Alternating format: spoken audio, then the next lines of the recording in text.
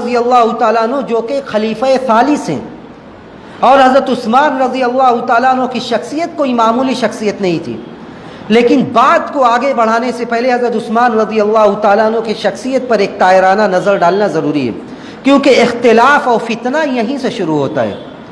حضرت عثمان رضی اللہ تعالیٰ عنہ وہ تھے جنہوں نے ہر طرح سے اسلام کی مدد کی تھی۔ کہیں مال خرچ کرنے کی بات آتی، حضرت عثمان رضی اللہ تعالیٰ عنہ صف اول میں ہوتے۔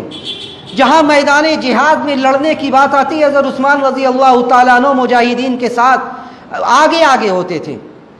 جب مسلمانوں کے پاس پینے کا پانی نہیں تھا، حضرت عثمان رضی اللہ تعالیٰ عنہ نے ایک کنواں تھا جس کا پانی اچھا تھا، یہودیوں سے خرید کر بیر روما کو وقف کر دیا۔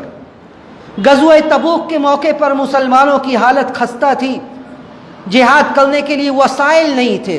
اللہ کے رسول صلی اللہ علیہ وسلم نے عمومی طور سے اعلان کیا کہ اس لشکر کو تیار کرنے میں مسلمانوں کو حصہ لینا چاہیے۔ حضرت عثمان رضی اللہ تعالیٰ عنہ نے اتنا خرچ کیا کہ نبی علیہ الصلوۃ والسلام اشرفیوں کو گود میں لے کر اچھالتے تھے اور کہتے تھے ما ضل عثمان ما عمل بعد هذا اليوم، ما ضل عثمان ما عمل بعد هذا اليوم، کہ آج کے بعد عثمان جو بھی کر لیں ان کا یہ عمل انہیں نقصان نہیں پہنچائے گا۔ اتنا کیا کہ نبی علیہ الصلوۃ والسلام نے یہ بشارت دی کہ کچھ بھی کر لے ان کا یہ عمل نقصان نہیں پہنچائے گا۔ اللہ کے رسول صلی اللہ علیہ وسلم نے زندگی میں ہی انہیں شہادت کی بشارت سنائی تھی اور یہ کہا تھا کہ تمہیں شہادت کی موت نصیب ہوگی۔ تو حضرت عثمان رضی اللہ تعالیٰ عنہ نے اسلام کی بے شمار خدمت کی اور انہیں خلیفہ منتخب کیا گیا، لیکن کچھ فسادی قسم کے لوگ تھے جو مدینہ سے نہیں تھے، فسادی قسم کے لوگ تھے جو کئی جگہ سے آ کر مدینہ میں جمع ہو گئے۔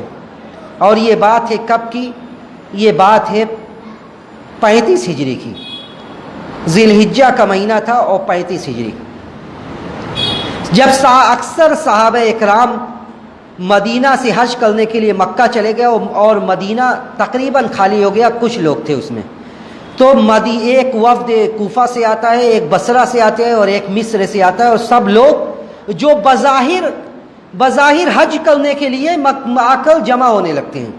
بظاہر حج کرنے کے لیے وہ سعودیہ میں اور مکہ مدینہ میں آتے ہیں کہ ان کو حج کرنا ہے، لیکن ان کے ذہن میں وہ خباثت ہوتی ہے، وہ اسلام کو مسلمانوں کو تکلیف پہنچانے کی جو اسپرٹ ہوتی ہے، اس سے لے کر وہ مدینہ آتے ہیں، اور ان کا مطالبہ صرف یہ ہوتا ہے کہ حضرت عثمان رضی اللہ تعالیٰ عنہ کو معزول کر دیا جائے، حضرت عثمان رضی اللہ تعالیٰ عنہ خلافت کو چھوڑ دیں۔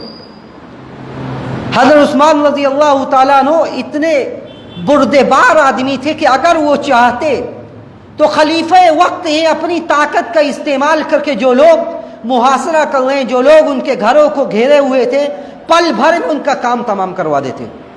حضرت عثمان رضی اللہ تعالیٰ عنہ صحابہ اکرام سے مشورہ کرتے ہیں کہ آپ لوگ بھی یہی چاہتے ہیں کہ میں تنازل اختیار کر لوں، میں خلافت چھوڑ دوں؟ سارے صحابہ جو موجود ہوتے، سارے صحابہ یہ کہتے ہیں کہ ہرگز نہیں، ہرگز بھی آپ تنازل اختیار نہیں کریں گے، آپ خلیفہ وقت ہیں۔ اور حضرت عثمان رضی اللہ تعالیٰ عنہ کے سامنے نبی علیہ الصلوۃ والسلام کی یہ بشارت بھی ہوتی ہے کہ نبی علیہ الصلوۃ والسلام جبل احد پر چڑھتے ہیں، آپ جبل احد پر چڑھ کر جبل احد حرکت کرنے لگتا ہے،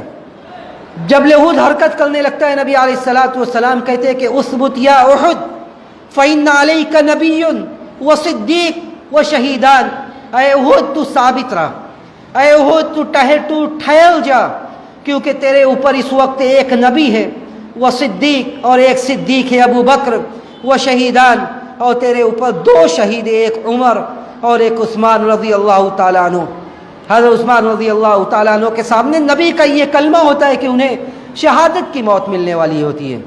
نبی علیہ الصلوۃ والسلام کے اس فرمان کی وجہ سے صحابہ سے مشورہ کرتے، صحابہ کہتے ہیں آپ تنازل نہیں اختیار کریں گے، آپ خلیفہ مبایع ہیں، آپ کے اوپر بیعت کی گئی، آپ کیوں تنازل اختیار کریں گے؟ لیکن یہ فسادی آپ کے ارد گرد محاصرہ کیے ہوئے رہتے ہیں۔ ایک مرتبہ حضرت عثمان رضی اللہ تعالیٰ عنہ اپنے دروازے سے دیکھتے ہیں کہ یہ لوگ جمع ہو رہے ہیں. بعض صحابہ سے پوچھتے کہ یہ چاہتے کیا ہے. جب انہیں اس بات کا اندازہ ہوتا ہے کہ یہ مجھے قتل کرنا چاہتے ہیں, حضرت عثمان رضی اللہ تعالیٰ عنہ کہتے ہیں کہ یہ لوگ مجھے کیوں قتل کرنا چاہتے ہیں, یہ لوگ مجھے کیوں قتل کرنا چاہتے ہیں؟ کیا میں نے اسلام کی خدمت نہیں کی؟ کیا میں وہ نہیں ہوں کہ جب مسلمانوں کے پاس پینے کا پانی نہیں تھا تو بیر روما کو خرید کر میں نے مسلمانوں کے لیے وقف کیا؟ کیا میں وہ نہیں ہوں جو اپنے ہاتھ سے وحی کو لکھا کرتا تھا؟ نبی علیہ الصلوۃ والسلام نے انہیں مکلف بنایا تھا, یہ وحی کو لکھا کرتے تھے. سورہ حجرات سے لے کر آخری سورہ ناس تک انہوں نے وحی کو لکھا تھا اپنے ہاتھوں سے. یہ لوگوں سے کہتے تھے کہ کیا میں وہ نہیں ہوں. جب دنگائیوں نے, جو لوگ فسادی تھے وہ باز نہیں آئے, انہوں نے دنگائیوں سے مخاطب ہو کے یہی باتیں کہی کہ نبی علیہ الصلوۃ والسلام نے جب بھی مجھ سے کہا پیسہ خرچ کرنے کی بات ہو یا کوئی اور مسئلہ ہو, میں نے نبی کی بات پر لبیک کہا. آج تم علامہ یقتلوننی, علامہ یقتلوننی, کس بنیاد پر یہ لوگ مجھے مارنا چاہتے ہیں؟ لیکن ساری باتوں کے باوجود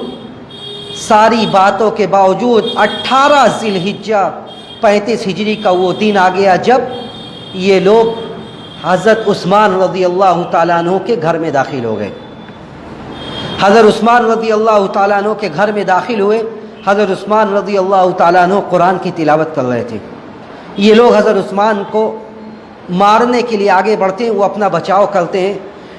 اب ان کی انگلیاں کٹ جاتی ہیں, ان کی انگلیاں کٹ جاتی ہیں. وہ انگلیاں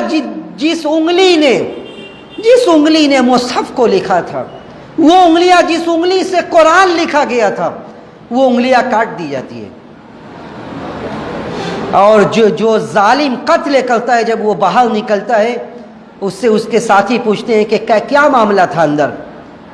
تو کہتا ہے کہ میں نے انہیں مارا, اس اتنی ملائم گردن تھی کہ مارا تو اس طرح وہ سانس لے رہے تھے جیسے سانپ کا جب آخری وقت آتا ہے اس کی روح نکلنے لگتی ہے, اس طرح.